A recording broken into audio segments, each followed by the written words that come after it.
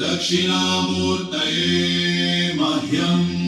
मेधां प्रज्ञां प्रयच्छ स्वाहा दक्षिणामूर्तये मह्यं मेधां ॐ नमो भगवते दक्षिणामूर्तये मह्यं मेधां प्रज्ञां प्रयच्छ ॐ नमो भगवते मेधां प्रज्ञां प्रयच्छ स्वाहा मह्यं मेधां प्रज्ञां प्रयच्छ स्वाहा प्रज्ञां प्रयच्छ स्वाहा ॐ नमो भगवते दक्षिणामूर्तये मह्यं मेधां प्रज्ञां प्रयच्छ स्वाहा ॐ नमो भगवते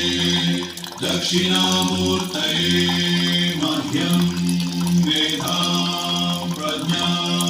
प्रयच्छ स्वाहा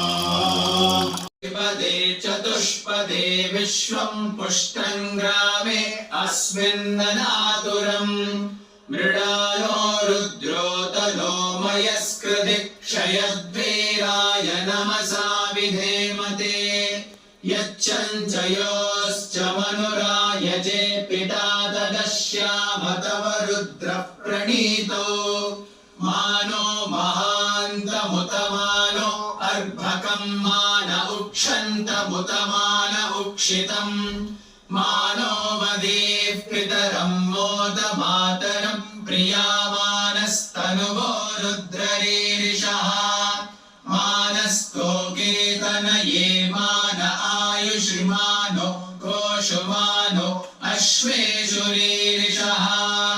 वीरान्मानो रुद्रभावितो वधीर्हविष्मन्तो नमसा विधेमते आरात्ते गोघ्न उत पूरुषग्ने क्षयद्वीराय सुम्नमस्मेते अस्तु रक्षा च नो अधिज देव ब्रूह्यदा च नः शर्म यच्च द्विबर्हाः सुहिश्रुतं गर्तसदयुवानं मृगन्न भीममुपहत्नुमुग्रम् मृडाजरित्रे रुद्रस्तवानो अन्यन्ते अस्मन्निव पन्तु सेनाः परिणो रुद्रस्य हेतिर्वृणत्तु परित्वेषस्य दुर्मतिरगायोः अवस्थिरा नमः शिवाय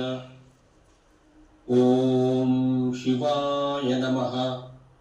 ॐ शिवलिंगाय नमः ॐ भवाय नमः ॐ भवलिंगाय नमः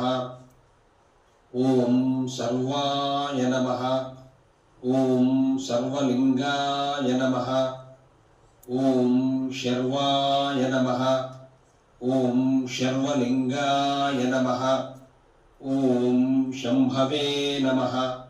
ॐ शंभुलिंगाय नमः ॐ रुद्राय नमः ॐ रुद्रलिंगाय नमः ॐ आत्मने नमः ॐ आत्मलिंगाय नमः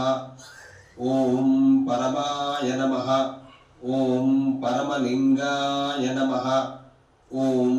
गुरवे नमः ॐ गुरुलिंगाय नमः ॐ चिदंबराय नमः ॐ चिदंबरलिंगाय नमः ॐ वायवे नमः ॐ वायुलिंगाय नमः ॐ ज्योतिषे नमः ॐ ज्योतिलिंगाय नमः ॐ जलाय नमः ॐ जललिंगाय नमः ॐ भूतपतये नमः